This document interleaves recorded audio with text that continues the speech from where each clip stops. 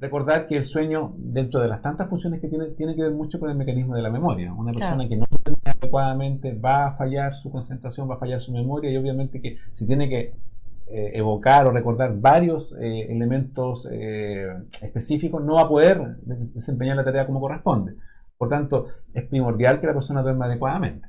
Claro, uno de los trastornos más comunes de los chilenos es la conocida apnea del sueño, que también, como lo hablamos en alguno de los otros streaming, genera estas como pérdida de memoria, pérdida de concentración, que tal vez se puede malinterpretar, tal vez algunas personas piensan que tienen Es, mala memoria de nacimiento, no sé, exacto. o no saben que está relacionado con algún trastorno del sueño y eso afecta bastante el trabajo. Sí, como tú bien señalas, es cierto que la apnea del sueño es uno de los factores más frecuentes en los cuales uno puede dar una explicación a esta somnolencia excesiva en el trabajo.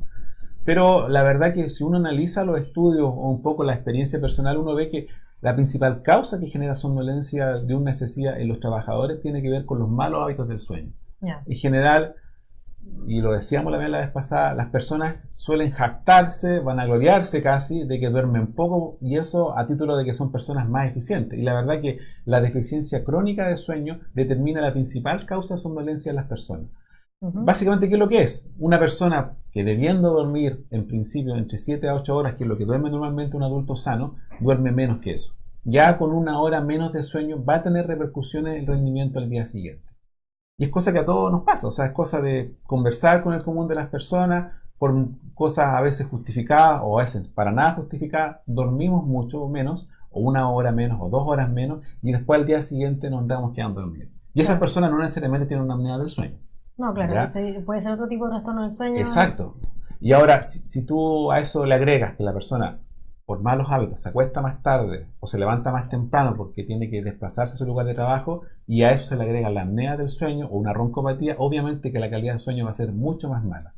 Y ahí va a traer como consecuencia diferencia en que, por ejemplo, una persona puede dormir 6 horas y sentirse somnolienta ligeramente, versus una persona que duerme las mismas 6 horas, pero que tiene apnea del sueño, que tiene roncopatía y que va a estar mucho más somnolienta porque su sueño fue de mucha peor calidad.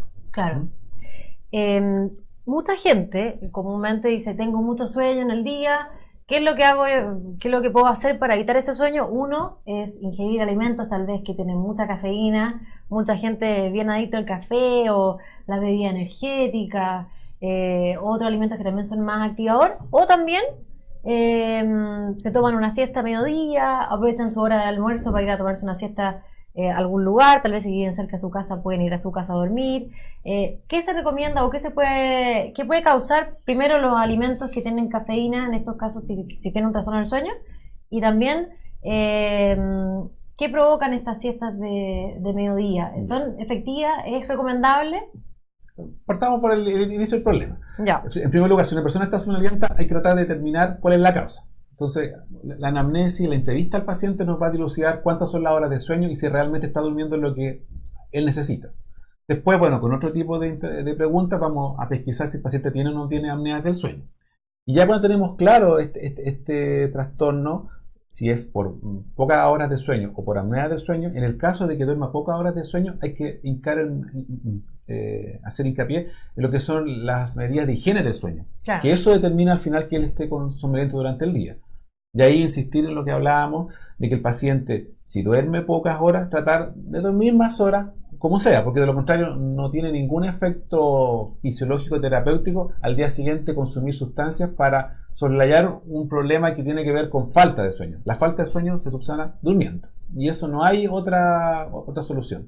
Respecto a específicamente si tú me dices si estas sustancias son efectivas, claro, en la práctica la persona durante un tiempo breve o un poquito más largo va a obtener alguna mejoría, claro, se le va a quitar el sueño, va a mejorar su nivel atencional, va a tener mejor concentración, pero el problema no se resuelve. La persona, una vez que se le va el efecto de la sustancia, nuevamente va a tener sueño y su rendimiento va a ser peor.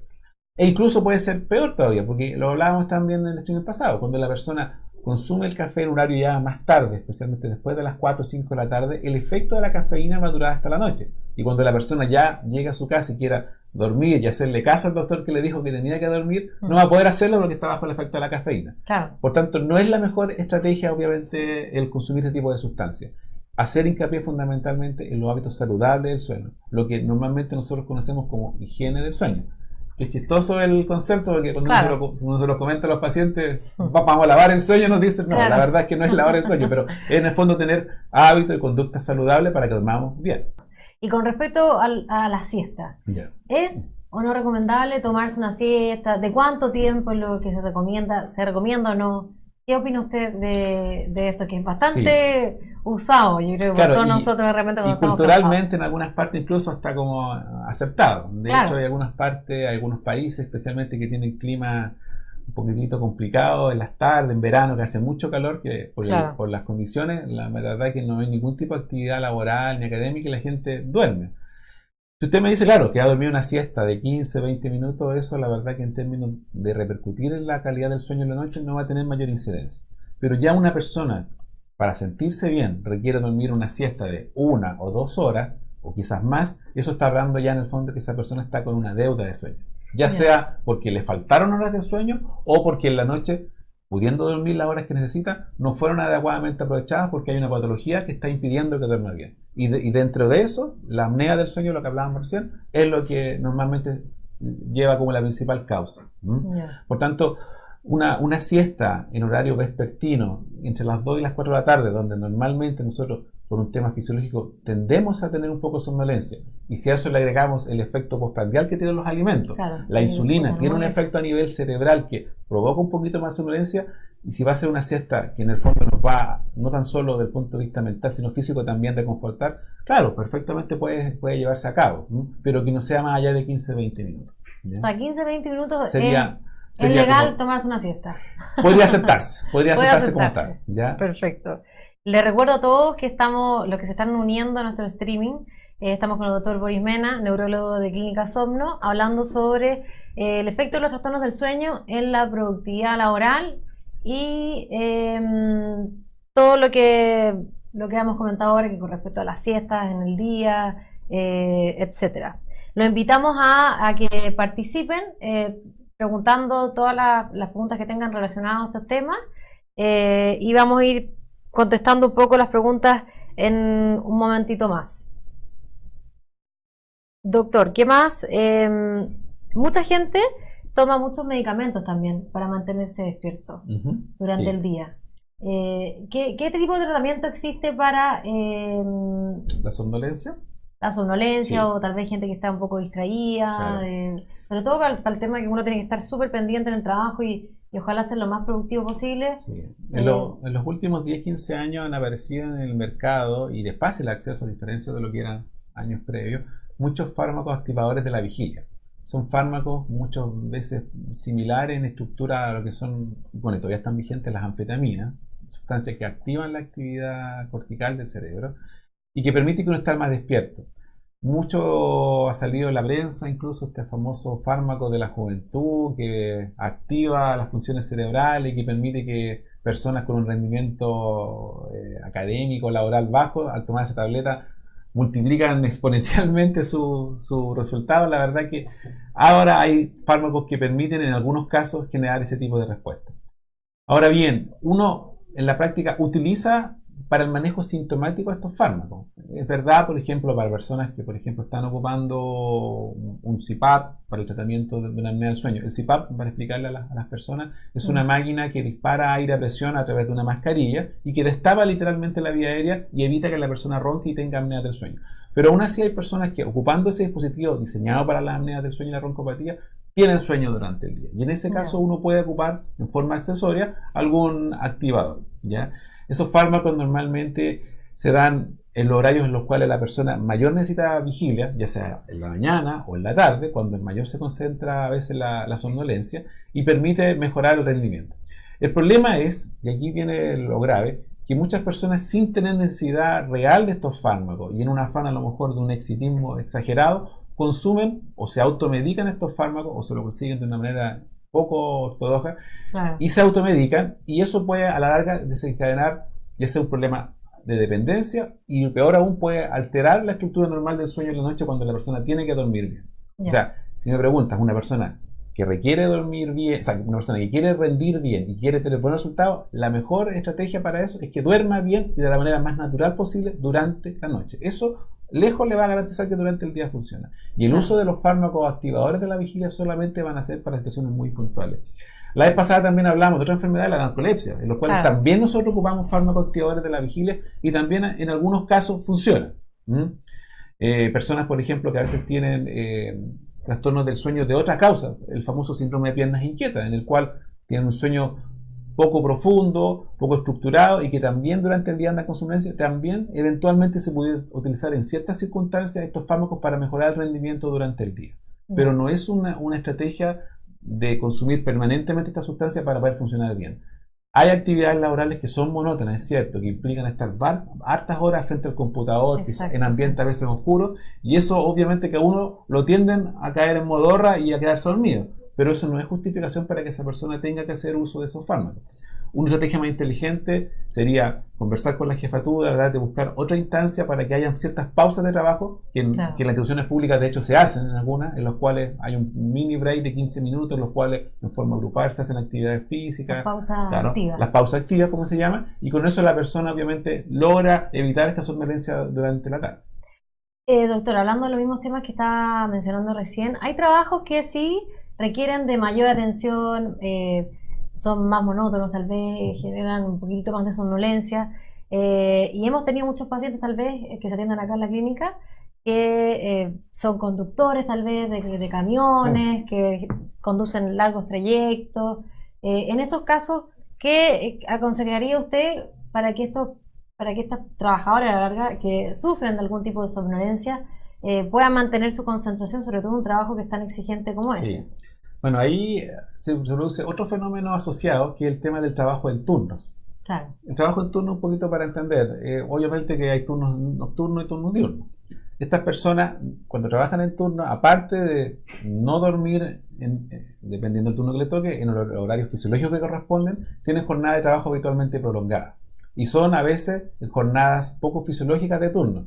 Es muy habitual, no solamente los conductores, por ejemplo, las cadenas mineras, en las cuales hacen estos famosos turnos de una semana completa de noche o una semana completa de día. Y son turnos, no son de 8 horas como el común de las personas, sino que son turnos de 12 horas. Entonces, en este tipo de personas, aparte de la jornada laboral que ya es extenuante desde el punto de vista físico, tienen los turnos, lo cual interfiere más todavía y genera con mayor posibilidad que se generen estos fenómenos de somnolencia durante el día. En ese caso, bueno, ahí muchas veces el trabajador, producto de la necesidad de conservar su trabajo, no tiene mucha estrategia para poder evitar esto. O sea, si el jefe le ordena trabajar de noche, tiene que trabajar de noche, obviamente. Claro. Y esta persona tiene que ser mucho más disciplinada en cuanto a la recuperación posteriormente de ese sueño para que posteriormente pueda seguir rindiendo bien adecuadamente en los turnos siguientes. Pasa el caso nosotros, de la gente que trabajamos en salud, los que hacemos turno también de noche. Yo afortunadamente ahora no me toca hacer turno, claro, pero en su momento era bien complicado, era bien complicado. Y uno, si no dormía la hora, que no durmió la noche producto del turno, al día siguiente funcionaba con con 50% de las capacidades. Y eso implica tener mayores posibilidades de error, posibilidades de equivocarse, lo cual, dependiendo del tipo de trabajo, a veces puede implicar daño a terceros, lo cual obviamente que es bien delicado.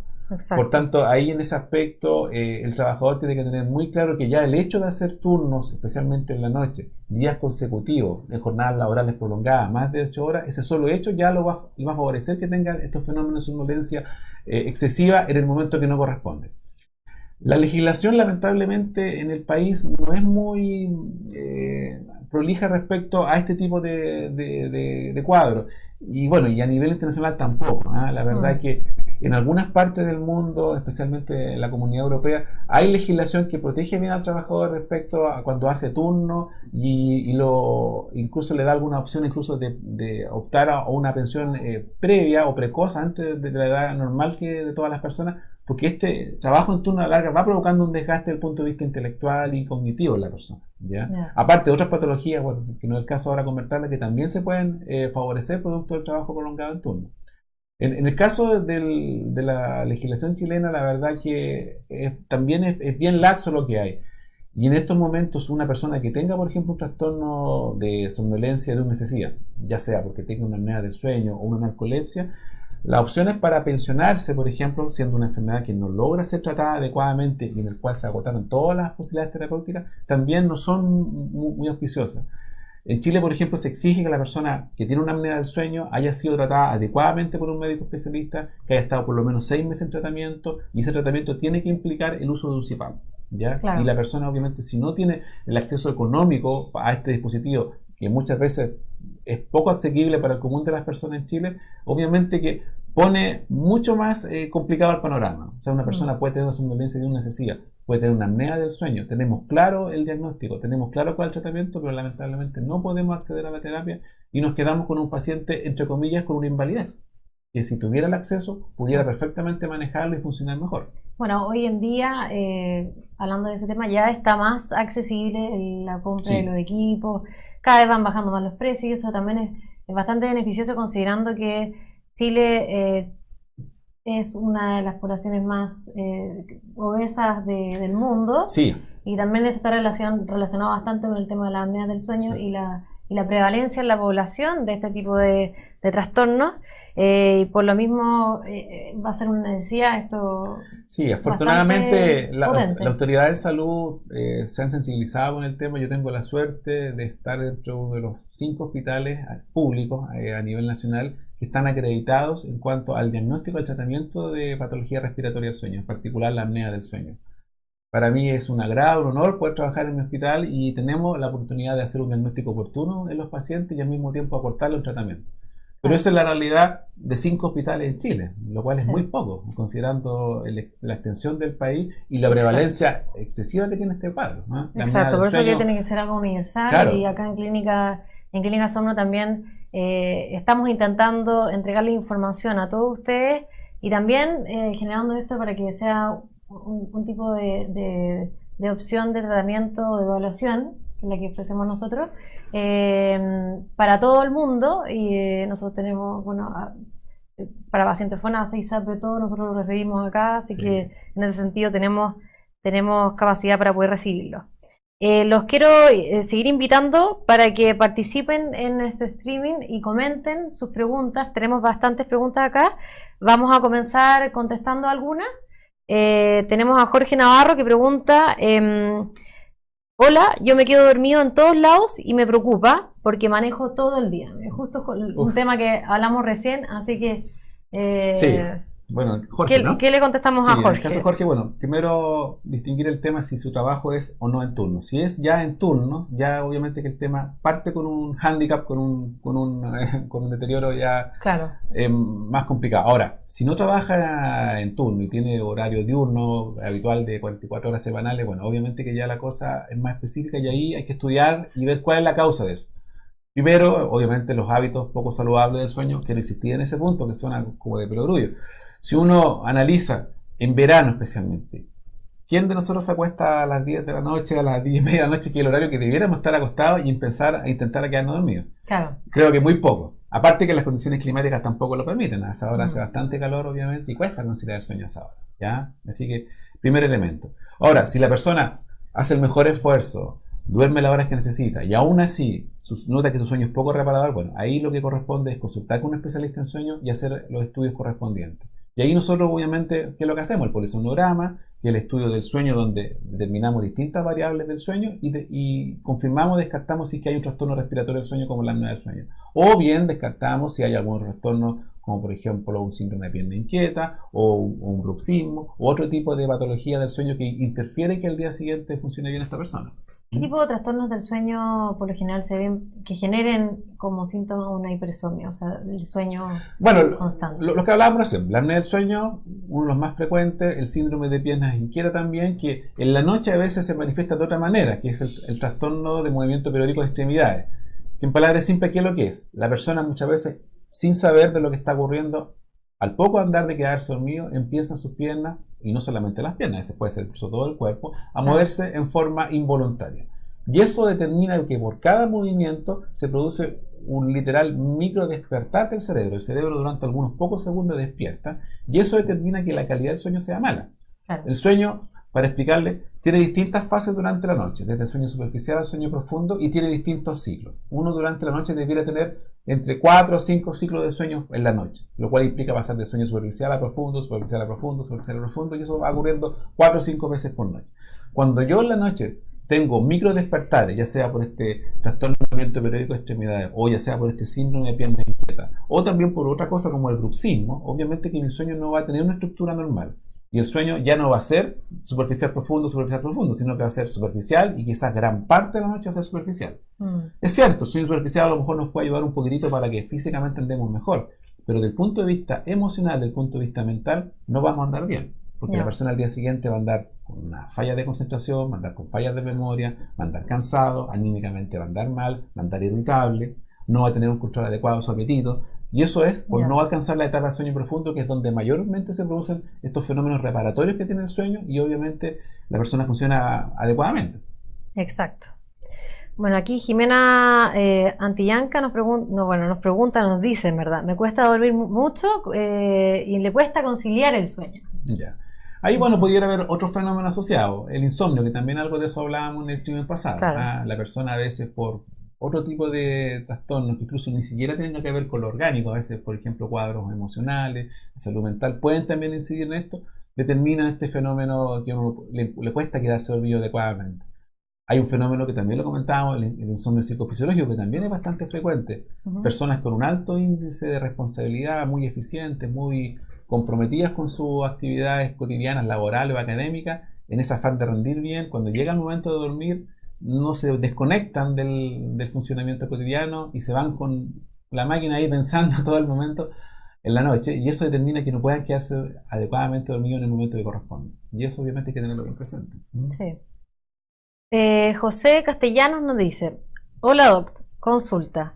Para el diagnóstico de narcolepsia es fundamental el test de latencia múltiple del sueño. Por ejemplo, es un poco larga esta pregunta, así que se la vamos a leer, José. Por ejemplo, en mi caso tuve el diagnóstico el año 1996, solo con polisomnografía, más los síntomas.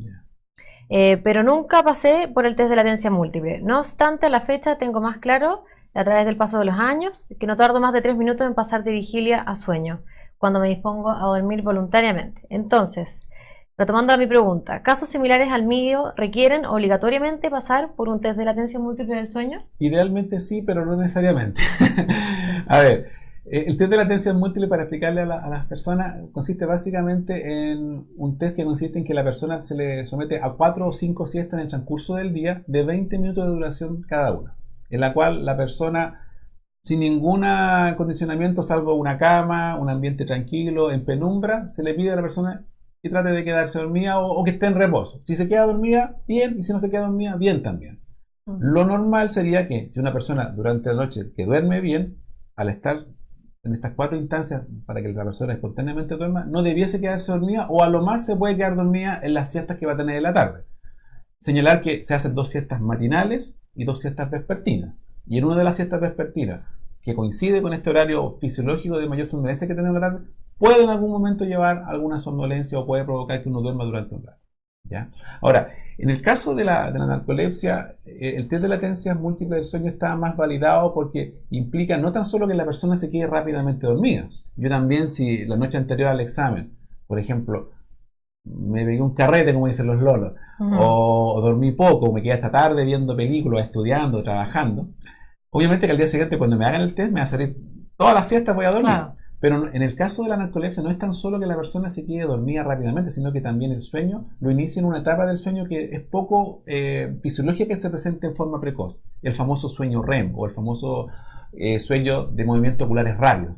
Claro. Que en el fondo, ¿qué es lo que es esto? Es una etapa de sueño profunda en la cual se produce una suerte paradójica en que la actividad cerebral está como si estuviera despierto el paciente, y del punto de vista físico están todos los músculos del cuerpo relajados. Hay una asociación entre la actividad eléctrica cerebral versus el cuerpo. Y una persona, para alcanzar esta etapa de sueño REM, requiere a lo menos, en condiciones normales, durante una noche de 45 minutos. Y en el caso del test de latencia múltiple del sueño, la persona, como tiene solamente 20 minutos para quedarse dormido en cada siesta, dentro de los 20 minutos alcanza el sueño REM. Y ese solo hecho hace que nosotros paremos la antena y hace que las personas que lo estamos estudiando por hipersomnia hagamos el diagnóstico de narcolepsia. En el caso específico del paciente, no hicieron este test, pero sí hicieron una polisomnograma. Y en el polisomnograma también puede pasar lo mismo. El paciente, como les señalaba recién, tenemos que esperar 40 o 45 minutos para alcanzar recién la primera etapa sueño REM, y esta persona puede que a los pocos minutos, a los 5 o 10 minutos incluso, caiga en sueño REM. Y eso obviamente avala obviamente más el diagnóstico. Y si a eso le sumamos las otras cosas clínicas que tiene el trastorno, como son, por ejemplo, las alucinaciones al momento de quedarse dormido, o la famosa parálisis del sueño, que es esta condición dramática en la cual la persona está durmiendo en la noche no se puede mover, y se siente paralizado y quiere moverse, no puede, quiere respirar, no puede, quiere hablar, no puede. Bueno, esas cosas, sumándose a esto, hacen obviamente el diagnóstico de mayor certeza. Y bueno, si se agregan la narcolepsia con cataplegia, que son estos episodios en los cuales la persona, frente a una emoción fuerte, especialmente, por ejemplo, la risa, la persona pierde su tono muscular, su fuerza y cae abruptamente al piso, a veces incluso estando despierta la persona, y en ese caso obviamente ya el diagnóstico está claro. Por tanto, es cierto, el test de latencia nos ayuda a hacer el diagnóstico, pero no es perentorio en la mayoría de los casos y se puede incluso con un polisonograma más las clínicas adecuadas hacer el diagnóstico de certeza. Claro, es como un examen complementario que tal vez ayuda a ser más certero en el diagnóstico. Bueno, y ahora con el tiempo y con los avances de la genética también existen algunos test genéticos que también permiten diagnosticar este cuadro. Sí, también se puede hacer. Bueno, José, esperamos que hayamos respondido tus preguntas. Silvia Riquelme nos pregunta: buenas tardes, doctor, una consulta. ¿Qué daño produce la soplicona por muchos años? Yo lo tomo hace años, pero he notado algunos temblores en mis extremidades inferiores, sin control. ¿Será eso? Es una posibilidad, pero no lo relacionaría directamente a la sopiclona. Lo que pasa es lo siguiente, bueno, y lo conversábamos también el mes pasado. Paradójicamente, en un país donde se habla mucho de la salud, de que tenemos que cuidarnos y de los estándares de salud, etcétera, que la verdad son bastante buenos en Chile, existe muy poca conciencia de lo que es la patología del sueño. No por un tema de desidia ni de interés de parte de los colegas médicos. Si nos vamos a analizar así en el contexto en el cual estamos, la patología de medicina del sueño como tal en el país, dentro de los planes de estudio, como algo que se estudia, que se le enseña a los alumnos, no tendrá más de 20, 30 años en forma así ya más establecida. Por tanto, si analizamos el grueso de médicos que hay en nuestro país, lamentablemente hay un grueso de médicos que están ejerciendo que conocen poco o nada de la patología del sueño. Entonces, eso determina que en la población en general, todas estas patologías que nosotros hablamos del sueño suelen de repente como medio extrañas, como poco prevalentes, pero en la práctica son súper prevalentes y muy prevalentes, ¿ya? Ahora, en cuanto al uso de los hipnóticos, y ahí viene un poquito para responderle a la señora. Porque la soplicona, ¿qué es específicamente? La soplicona es un hipnótico que de estructura química se parece mucho a las benzodiazepinas. La benzodiazepina que todo el mundo conoce es el diazepam, para que un poco nos orientemos. Bueno, es un fármaco que, si bien cierto no es diazepam, tiene algunas acciones que están determinadas para que la persona se quede rápidamente dormida. ¿Ya? Y eso obviamente que va a determinar que si la persona se habitúa a consumir este fármaco, después le va a costar mucho dejarlo. En los países de afuera, normalmente los hipnóticos vienen en formulaciones de 7, 10 comprimidos. En Chile es uno de los pocos países del mundo que vienen de 30 comprimidos. Y si uno analiza todas las guías de manejo del insomnio, claro, se indica el uso de hipnóticos, de este tipo de fármacos, pero en forma ocasional. Lo que siempre se hace hincapié, y vuelvo a insistir, son los hábitos de higiene del sueño. Lamentablemente, para el común de las personas, los problemas del sueño no se solucionan con una pastillita. Hay que hacer el esfuerzo de cuidarse, de cuidar el sueño, proteger nuestra hora de sueño, y el uso de hipnóticos son para casos muy específicos. Y obviamente que en el caso de esta señora, que ya lleva años tomando, sacar ese fármaco va a costar mucho. Ahora, que eso esté determinando el tema sintomático que ella tiene de las piernas, la verdad que eso hay que analizarlo en otra perspectiva.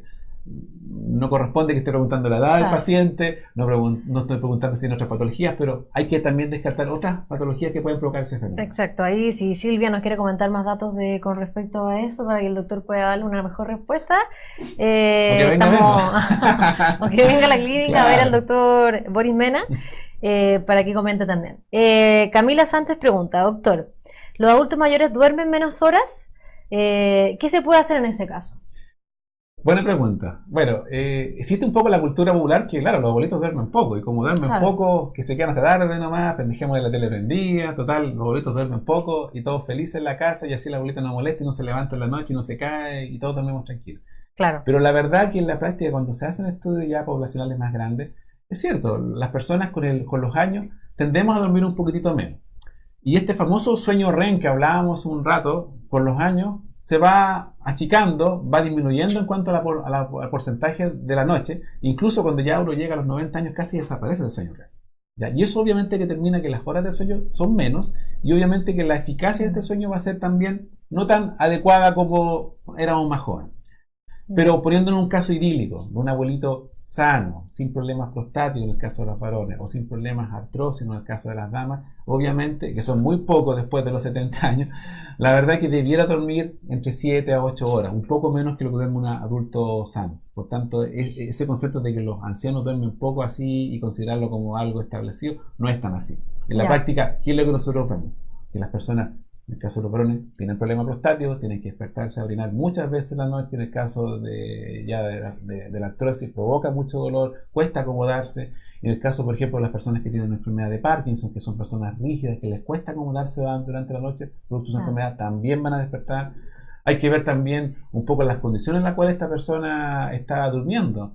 No existe mucho concepto de cuidar las condiciones de la habitación. De repente instalamos la habitación para dormir en relación a la vista más linda que tenga de la ciudad, y la verdad que no debiera ser eso, debiera ser en relación a la pieza que esté más alejada de los ruidos, que esté mejor temperada, que no sea tan calurosa en verano ni tan fría en invierno, porque esas cosas determinan obviamente que el sueño sea mejor o no. Y esos son como uno de los datos que uno tiene que cumplir para tener una buena higiene del sueño. Exacto.